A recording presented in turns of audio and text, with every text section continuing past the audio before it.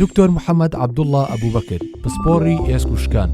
دکتۆرانە نەشتەرگەری ئێسک و شکان و بڕبڕەی پشت، نەشتەرگەری ئێسک و شکان، نازووری ئەژنۆ و چاندنی بەستەری ئەژنۆ ACL،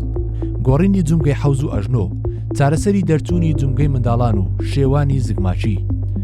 نەشتەرگەری چارەسەری پێکانی وەرزشی بە بەکارهێنانی دەرزی PRP، پسپۆڕی نەشتەرگەری ئێسک و شکان لە نەخۆشخانەی فریاکەوتنی ڕۆژهەڵات و هەولێری فێرکاری، ئەندامی کۆمەڵەی ئێسک و شکان لە کوردستان.